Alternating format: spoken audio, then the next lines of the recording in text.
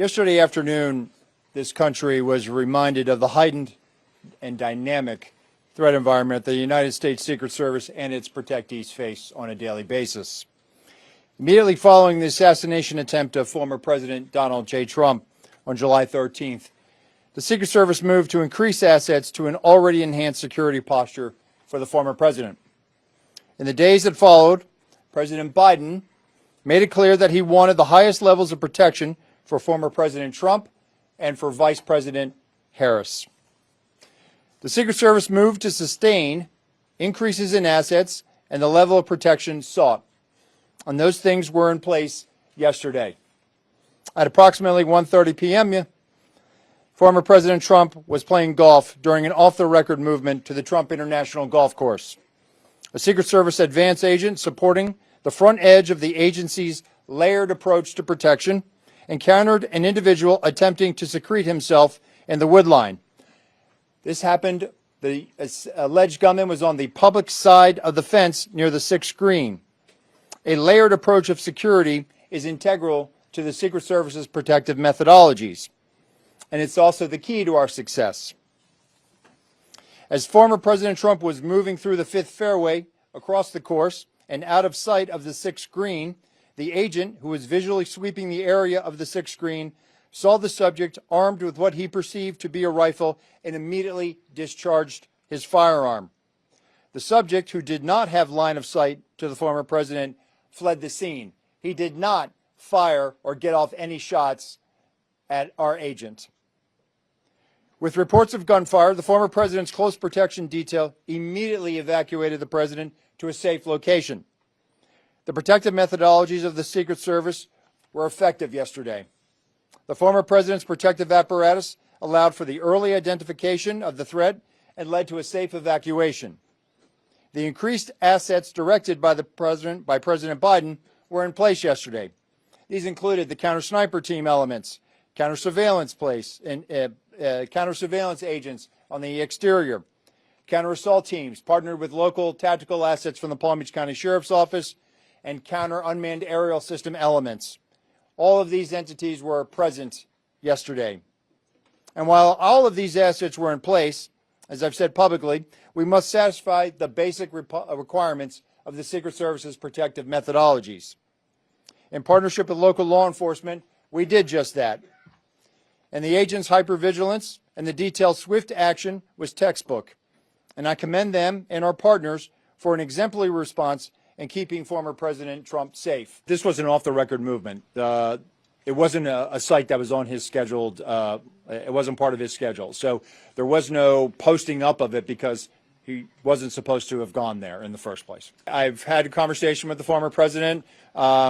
We've explained and we've worked with the campaign. The president is aware that he has highest levels of protection that the Secret Service is providing him.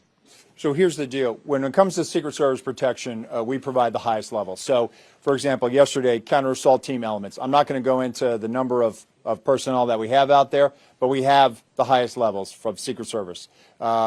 When we work with the Palm Beach County Sheriff's Office, like, for example, yesterday, during that emergency action response, we had their local tactical team assets partner with our local tactical team assets. We had their helicopter up in the air, providing us 360 and situational awareness of the overhead for if there were any potential threats coming at us. So what we did yesterday was exercise our emergency plan based on the number of tactical assets and the highest level of protection that we are providing. The sheriff and I have talked. Now, clearly, when you go down Southern Boulevard right now and you try to get over to Palm Beach and you see the robust presence that's existing outside of Mar-a-Lago, the heavy uniform presence, the additional assets of the Secret Service. And for those of you that were here in 2017, when the president was in office, when you look at that footprint now and you look at it today, there's not much difference there. There is heavy uniform presence out there. And again, what I go back to is yesterday was an off-the-record movement, off the record. And the president wasn't even really supposed to go there. It was not on his official schedule. And so we put together a security plan, and that security plan worked. Look, the Secret Service operates under a paradox of zero-fail mission, but also that we have done more with less for decades. And this goes back many decades, right? What I can tell you is that we have immediate needs right now, and we have great support, not only from President Biden, and you saw his public statement today, where he said that, he's going to direct his staff to make sure that the Secret Service has the resources it needs. We're having fantastic conversations with members of Congress. I've been up to the Hill last week. We are continuing to have those conversations. But the long and short of it is this.